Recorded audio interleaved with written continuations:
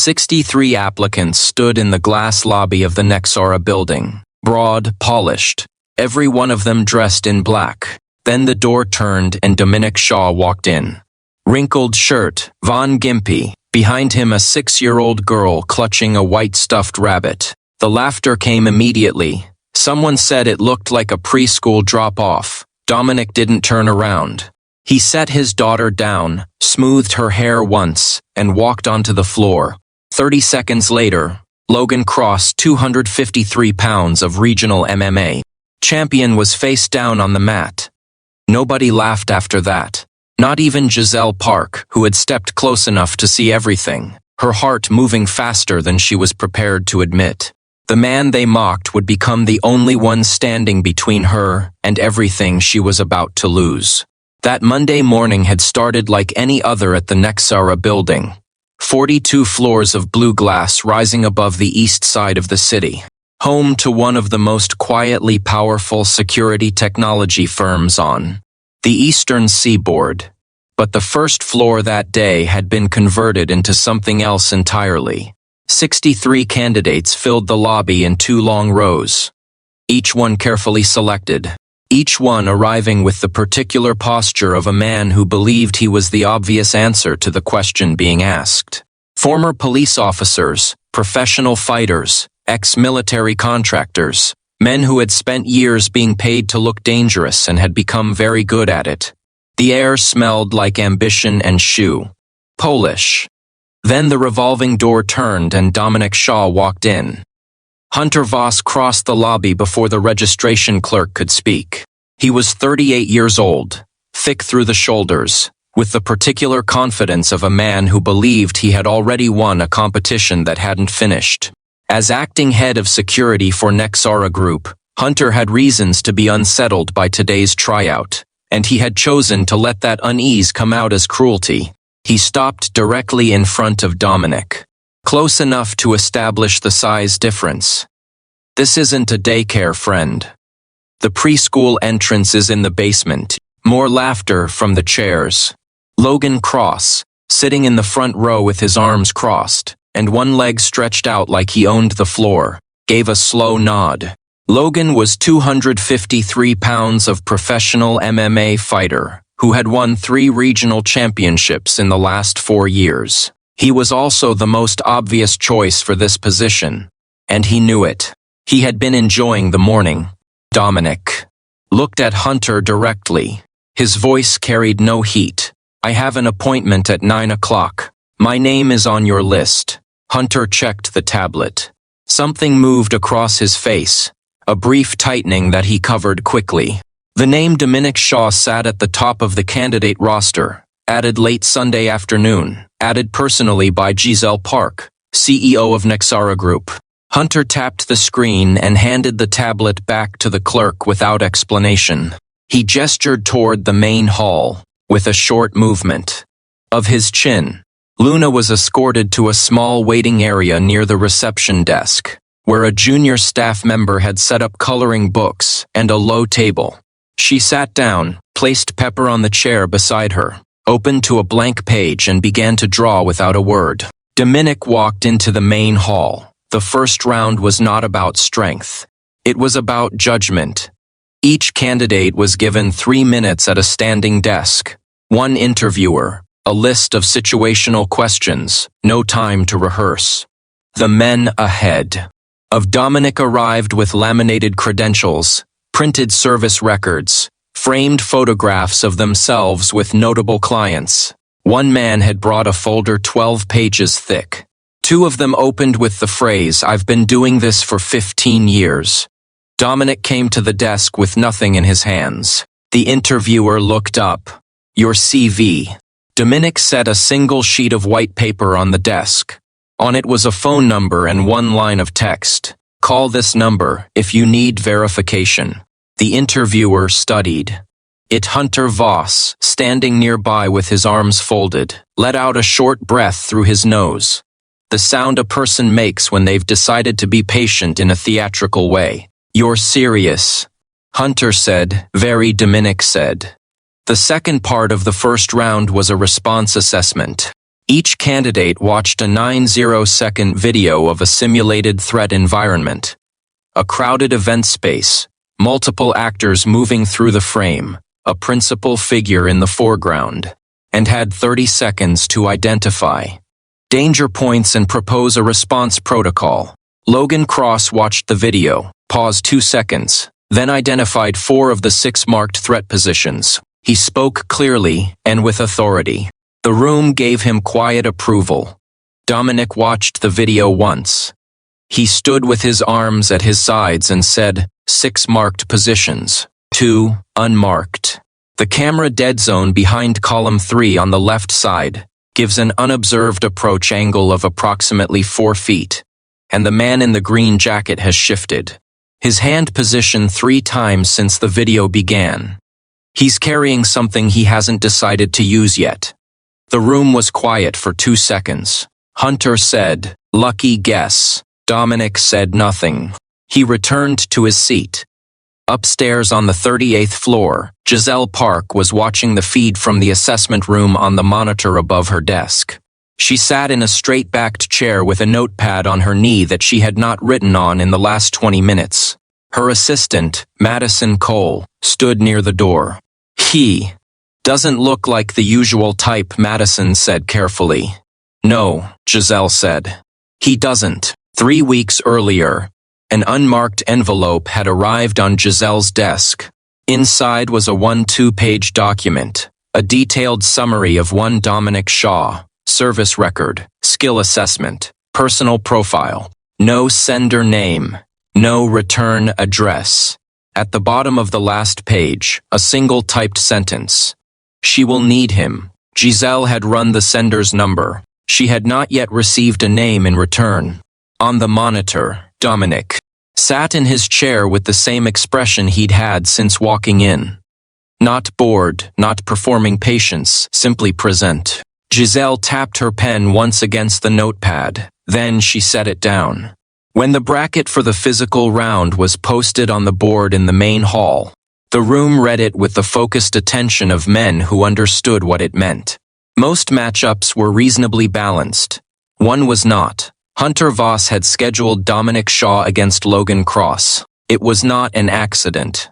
Hunter had arranged the bracket himself that morning, and he had placed the matchup with the particular satisfaction of a man who believed he was solving a problem. If Dominic Shaw, this quiet, unpedigreed single-father anomaly who had appeared out of nowhere on the CEO's personal list, could be removed cleanly in the first round of the physical assessment, then the whole matter could be resolved before it became inconvenient.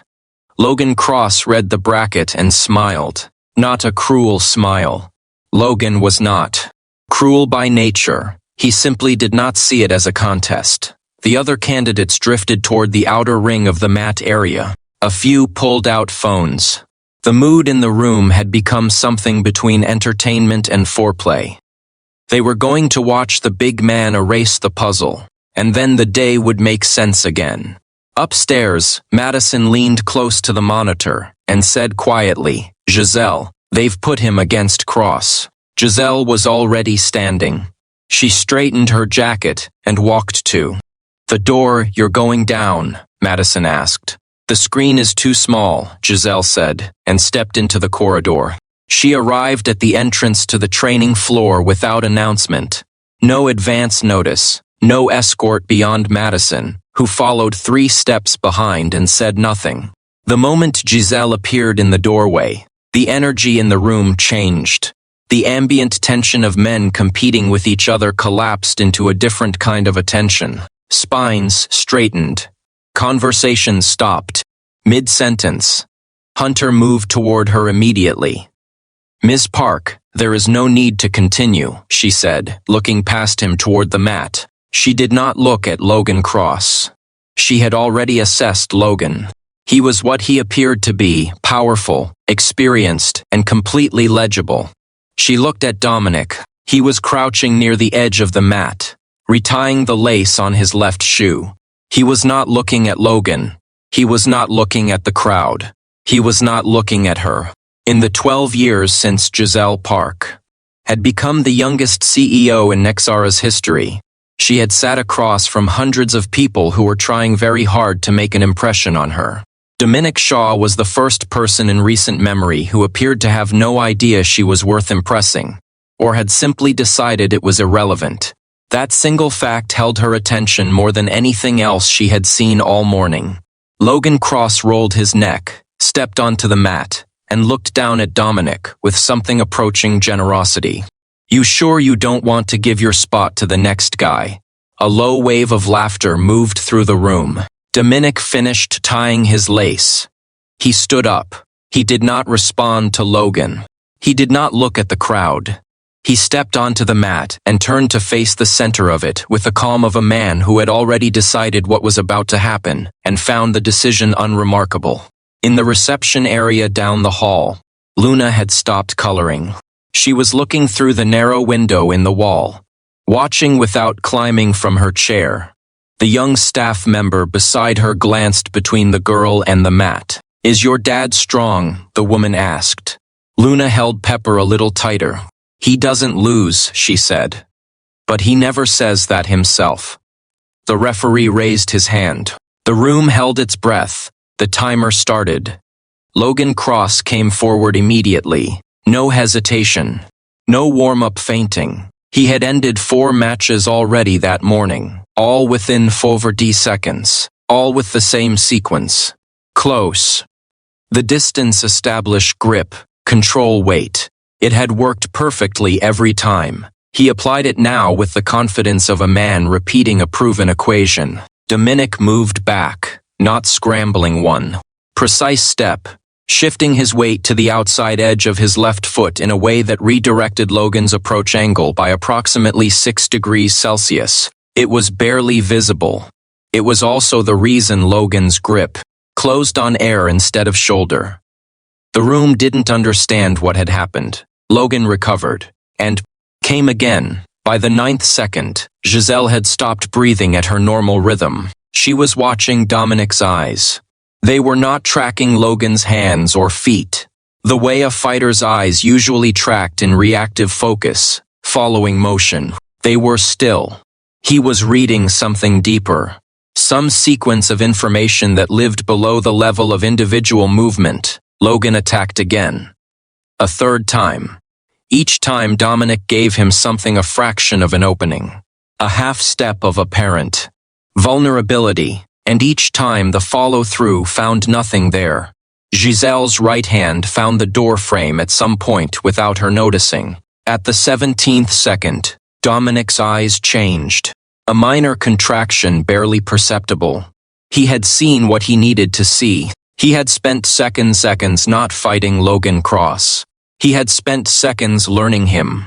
At the 18th second, Dominic stepped in instead of back. What followed happened too quickly for most of the room to track cleanly. One arm controlled Logan's elbow at the joint. The other made a small, decisive adjustment to his center of gravity.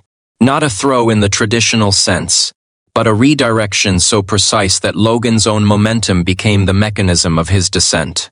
The technique was not MMA. It was not boxing. It was not anything the room could comfortably name. Logan Cross, 253 pounds, 3 regional titles. 4 straight wins that morning, hit the mat face down, and did not move. Total time, 27 seconds. No one spoke. Dominic released his hold, stepped back, and stood upright.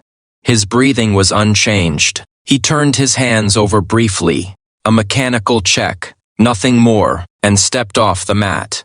Hunter Voss was holding a sheet of paper. He did not seem aware that it had fallen from his hand until it made a small sound against the floor. The phones that had been raised to capture what their owners had assumed would be a short, decisive humiliation were still recording. No one had thought to stop them. Luna appeared at the doorway, having slid from her chair the moment she heard silence instead of noise. She crossed the floor to Dominic with the focused urgency of a 6-year-old on a mission. "Dad, are you done?" Dominic crouched down to her level. He looked at her face for a moment with the careful attention he gave to everything. "All done," he said. "Should we go find you some orange juice?" Luna considered this seriously. With ice, he said. He stood, took her hand, and walked toward the hall. Exit. Behind him, Logan Cross was being helped to his feet by two other candidates who were doing their best to look as though they had expected this outcome. Giselle Park stood at the door. Her hand dropped from the frame. She turned and walked back toward the elevator without a word. Madison fell into step beside her, and for the length of the corridor, neither of them said anything. Then Madison said very quietly, his breathing didn't change. "I know," Giselle said. She pressed the elevator button. The doors opened. She stepped in. And somewhere between the ground floor and the 38th, she acknowledged to herself as a private and purely operational observation that she had not watched a single other person in that room for the last 7 minutes. She called him up before the bracket finished. The other 62 candidates were still waiting in the main hall when Madison appeared at the door and asked Dominic Shaw to follow her. A few of them exchanged looks. Hunter Voss straightened his jacket and opened his mouth, but Madison had already turned toward the elevator, and Dominic was following, and Luna was beside him with Pepper tucked under her arm, and none of it had been submitted for approval. The 38th floor was quiet in the way that expensive buildings were quiet, not silent, but deliberately undisturbed. Giselle's office occupied the northeast corner with floor-to-ceiling windows that gave the city back in clean rectangular sections. Books were organized.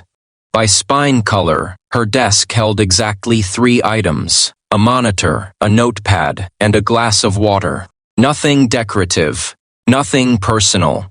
Luna stepped inside, stopped, and looked around with the evaluative focus of a child who took environments seriously. "It's nice in here," she said. "But there aren't any plants."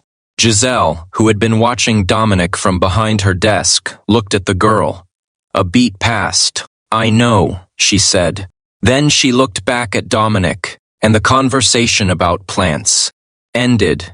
Though something about it stayed in the room, she slid a folder across the desk. "Sit down." He sat. Luna settled into the chair beside him, opened a small notebook from her coat pocket, and began drawing without being asked to. Giselle asked about the technique on the mat. He said it came from specific training in specific environments. He did not elaborate. She asked about his service record. He said it was in the folder she'd already reviewed. She asked who had sent her the 1-2-page document with his name on it. He looked at the folder on her desk. For 2 seconds, something moved behind his eyes. A recognition, a calculation, and then a deliberate settling. "I don't know," he said. She watched him. He was telling the truth.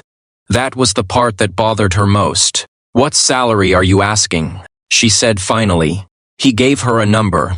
It was reasonable, not suspiciously low, not inflated. It was the number of someone who had thought about what the work was worth rather than what the market would bear. She signed the contract without renegotiating. Downstairs, Hunter Voss received the news on his phone.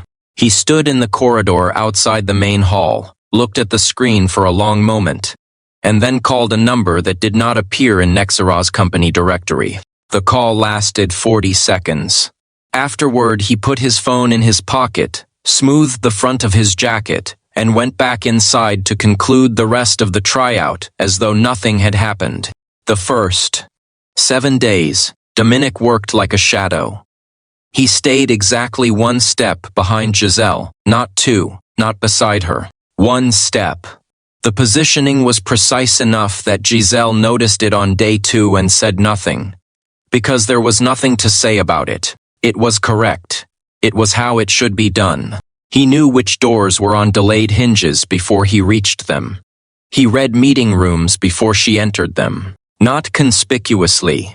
Just a half-second pause at the threshold. Eyes moving once across the space. He knew when someone in a room was carrying tension before the conversation revealed it. In 7 years of running Nexara, Giselle had never had a security detail that she forgot was there, because it simply functioned so naturally. She had spent those years finding ways to move around her guards. She did not find herself doing that now. She also noticed that he did not look at her the way people usually looked at her. The particular voltage that occurred when someone was aware they were standing near a CEO, that low-grade performance energy. The slight overpositioning of the body toward power was absent in him. He was not positioned toward her because she was important. He was positioned toward her because she was his responsibility. The distinction was so unfamiliar that it took her 3 days to name it. On the 5th day, the daycare called at noon. Luna's usual afternoon sitter had a family emergency and could not take her. Dominic came to Giselle's office door and spoke briefly to Madison. Then Madison came in and told Giselle what had happened, framing it as a logistical complication that required his absence for the afternoon. Giselle said, "Bring her here." Madison paused. Giselle had already turned back to her screen.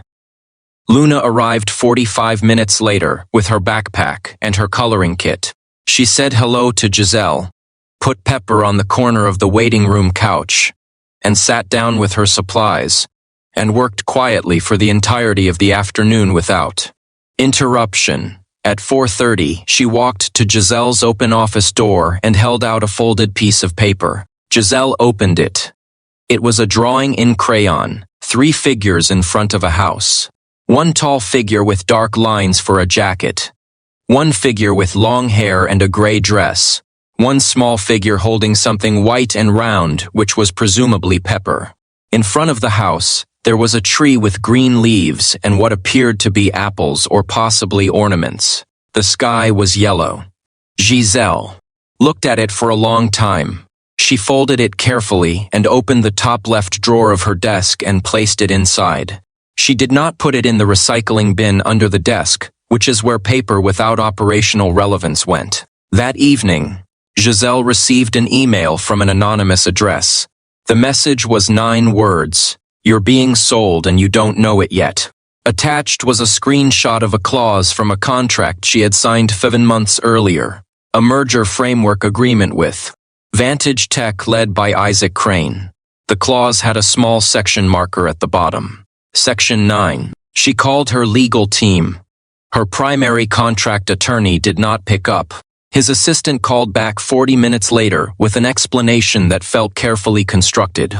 Giselle sat at her desk after the call and looked at the framed mission statement on the wall across from her without seeing it. Dominic was standing near the window. He had been there since she finished the call. She said, "Do you know anything about this?" he said. "Not enough yet, but I'm looking." The dinner with Isaac Crane was arranged for Thursday evening at a restaurant on the 7th floor of the Meridian Hotel, the kind of place where the lighting was designed to make powerful people look comfortable. Crane was 70 years old.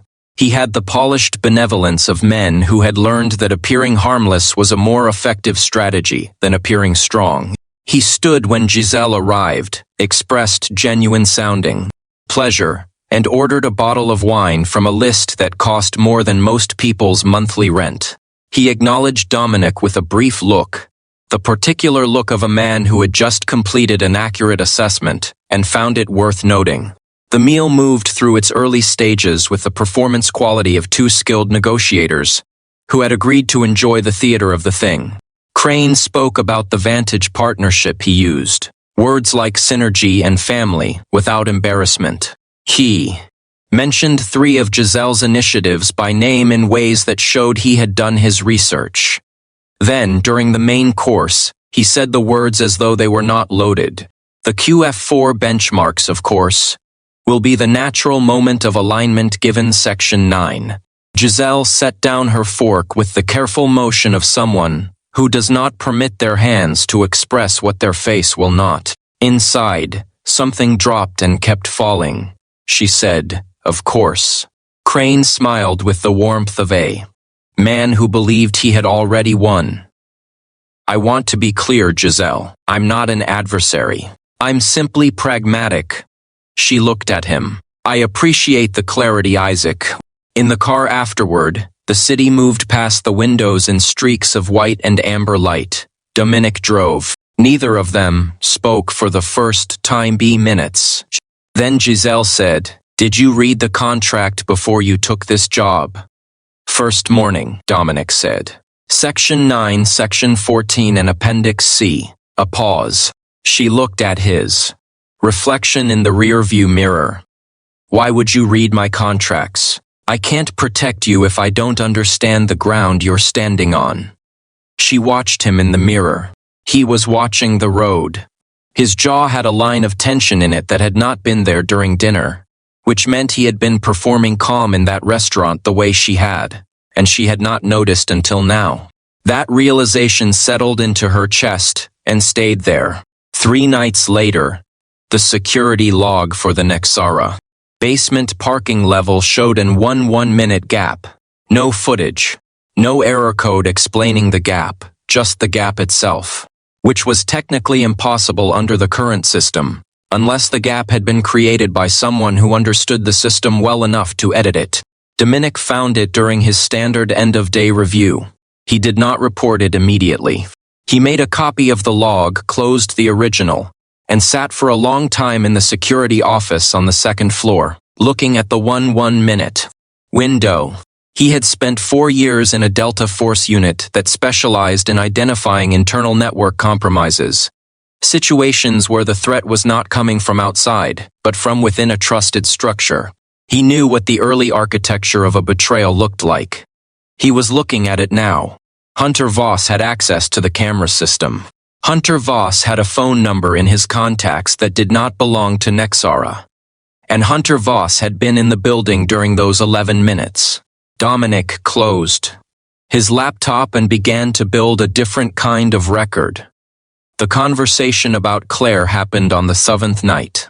Luna had started coughing around 3 o'clock in the afternoon. Nothing alarming, but by 6:00 she had a low fever and the particular expression of a child who was managing her discomfort with slightly too much determination. Dominic came to Giselle's office at 6:15 and asked with the economy of words that defined him if he could leave at 7 o'clock instead of 8 o'clock. Giselle stood up and got her coat. He looked at her. "You don't need to." "I know," she said. His apartment was on the 14th floor of a building 12 blocks north. It was clean and small, and contained almost nothing that was not functional, except for one corner of the living room, which belonged entirely to Luna. Drawings covered the wall in a dense, overlapping gallery. Books were stacked in bright columns by height. A low basket held an arrangement of stuffed animals in some order that appeared to have its own internal logic. Giselle sat on the edge of Luna's bed, while Dominic went to make soup in the kitchen. Luna looked up at her from the pillow with the evaluative calm of a 6-year-old, who was assessing whether this visitor was going to say something useful. "Do you have a mom?" Luna asked. "Yes," Giselle said. "Is she around?" "She's busy. We don't see each other much." Luna considered this with the seriousness of a judge reviewing new evidence. "My dad is busy too," she said, "but he's always here." Later, after Luna was asleep and the soup bowls had been rinsed, they sat at the kitchen table with 2 cups of tea. The building made its evening sounds. The city pressed its light against the window glass. Giselle asked about Luna's mother. Dominic was quiet for long enough that she wondered if she had asked something she should not have. Then he turned the cup once in his hands and said that her name was Claire, that she had been killed in a car accident 30 years ago when Luna was 3, that he had been on a mission when the call came, that he had been on a transport home within 70 hours, and out of service within 20 days, and that he had not gone back. He said all of it the way he did most things directly, without ornamentation, without asking for a particular response. Giselle did not offer sympathy in the standard arrangement of words. She sat with it for a moment and then said, "Is that why you always stay exactly 1 step back?" He looked at her, and for the first time since she had known him, the expression on his face was not the expression of a person doing a job. It was something older and less defended than that. He did not answer, but he did not look away. In the morning, She called the investigator she had retained separately from her legal team, the one no one at Nexara knew about. She gave the investigator the phone number from Dominic's original single sheet of white paper. The result came back within hours. The number belonged to a retired brigadier general named Samuel Holt, who had commanded Dominic's unit during the last 2 years of his service. Holt was the one who had sent the 2-page document. Holt knew about Crane. Holt had known for longer than she had. Giselle read the name in the report and sat back in her chair.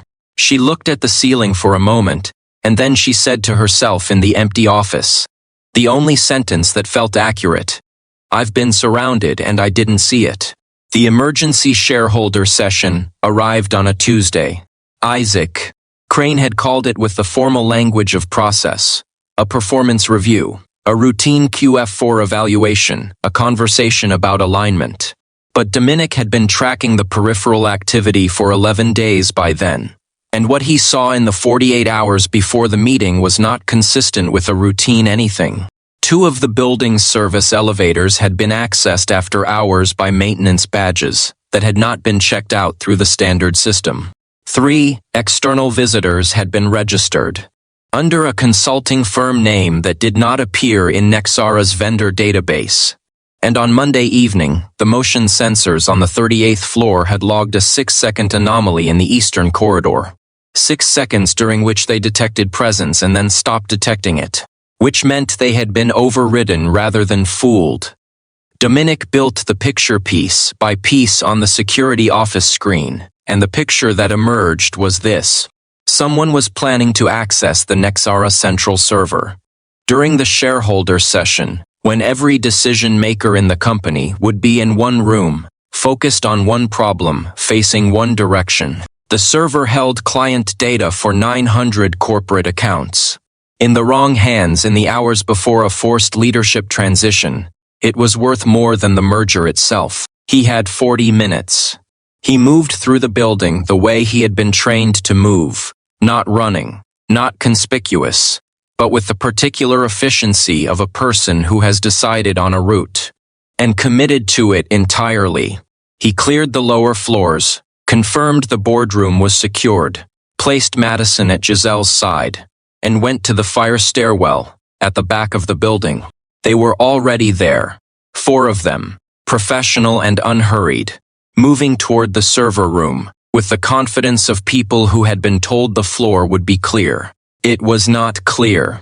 What followed was not a long fight. Long fights happened when there was uncertainty about the outcome. Dominic had spent 7 years learning to remove uncertainty as quickly as possible, and he applied that knowledge now with a focused economy that left no room for performance or hesitation. The first 2 were controlled and immobilized before the third had finished processing what was happening. The third came at him from the left. He had anticipated the angle from the moment he identified the team's formation, and the fourth, who was the largest and the most dangerous, lasted the longest, 11 seconds. 4 men. Hunter Voss appeared from the eastern corridor with a firearm and the flat expression of a man who had arrived at the part of the plan he had been rehearsing. "I need 15 minutes, Hunter said. Stand down and nobody gets hurt." Dominic looked at him. His left shoulder had taken a hit during the last exchange. Nothing structural, but it registered. He filed it and moved on. "I don't have 15 minutes, he said. The confrontation was brief. Hunter was skilled and committed, but he was operating on the logic of threat, and Dominic was operating on the logic of necessity. And necessity has a particular advantage in close quarters. When the sound of footsteps on the fire stairs announced the building security team's arrival, 2 minutes later, Hunter Voss was seated against the wall with his hands immobilized and a resigned expression that contained beneath its surface the specific shame of a man who had bet on the wrong outcome. Downstairs in the boardroom, Giselle Park was sitting at the head of the table with 31 shareholders and 1 Isaac Crane arranged in front of her. She had received the update from Madison 60 seconds earlier through an earpiece. She had absorbed it, processed it, and returned her face to its baseline configuration. Crane had been speaking. She let him finish his sentence. Then she said, "This session will need to be postponed. The reasons will be explained by law enforcement within the next few minutes." She let one beat pass and then looked at Crane with the direct focus of someone who had finished being diplomatic. Section 9 will also be contested under Clause 22B, which provides for nullification in cases of documented partner fraud. "I have the documentation." Crane sat very still. "I've been building the file," she said, "for 8 days. The hospital was not where Dominic had intended to end his Tuesday. He declined the first ambulance with the same energy he applied to most things he didn't need. Giselle met him in the lobby of the Nexara building as the police were completing their initial processing of the scene. Looked at his left shoulder and the state of his shirt and said simply, "I'm driving." He started to say something. She held up her keys. At the emergency intake desk, she gave his name and insurance info memory. She had reviewed all personnel files on the weekend following his hiring, a fact she had not mentioned to him. The intake nurse looked at her, and then at Dominic, and then back at her, with a diplomatic absence of assumption. In the exam room, while they waited for the attending physician, Giselle took the gauze from the supply shelf and began to work on the cut on his forearm. She did this without asking permission, which he found notable. "You know how to do this," he said. "No," she said, "but I learn quickly." He watched her work for a moment, and did not say anything further. Luna arrived 35 minutes later in the company of Madison, who had called the sitter and then driven over when the sitter wasn't answering. The girl came through the door with Pepper under one arm and covered the distance between the door and her father's bed in approximately 4 steps. She held his hand for a moment without speaking, which told Dominic more about what she had been feeling on the way over than any words would have. Then Luna looked at Giselle with the careful assessment she applied to questions that mattered. "Is Miss Park the reason Dad got hurt?" she asked. Dominic said, "No, Dad got hurt because of what his job needed him to do." Luna considered this. The reasoning was acceptable. She turned back to Giselle, and whatever she found in the woman's face appeared to satisfy some additional questions she hadn't spoken aloud. "Can you stay?" Luna asked. "I don't want Dad to be alone when he's hurt." Giselle looked at Dominic. He was looking at the wall above the bed, with the focused attention of someone who had decided to study the paint very carefully. She pulled the chair beside the bed closer to the wall and sat down. "Okay," she said. By 11 o'clock at night, the corridor was mostly quiet. Luna was asleep on the waiting room bench along the opposite wall, her head resting on Giselle's jacket. Pepper fitted into the space between her chin and her chest. Giselle sat without moving, her hand resting lightly on the edge of the bench near the girl's shoulder. Dominic stood at the doorway of the exam room, cleared for discharge but not yet gone. His shoulder had been properly dressed. He was wearing a clean shirt that Madison had retrieved from his apartment along with Luna's things. He stood in the doorway and watched the two of them in the yellow corridor light, and did not speak for a long time. Giselle looked up. Neither of them said anything. The city ran its usual frequencies outside the window at the end of the hall. Sirens at a distance, the low harmonic of traffic. The anonymous noise of a place that didn't slow down for ordinary emergencies. Dominic walked back in and sat on the edge of the bench on the other side of Luna, so that the girl lay between them with Pepper, occupying the logical center. After a while, Giselle said quietly, "Luna added to the drawing." He waited. "The one she gave me last week," she said. "I had it on my desk. She came in this morning before I arrived and added something." "What did she add?" "A tree," Giselle said, "in front of the house." Dominic was quiet. The corridor light made a low, even sound above them. Luna breathed in the slow, even rhythm of a child who trusted entirely, and without condition that the world around her was held. For the first time in the entire length of that long and breaking day, for the first time, perhaps, in a good deal longer than that, The corner of Dominic Shaw's mouth moved. It was small. It was quiet. It was unmistakably a beginning.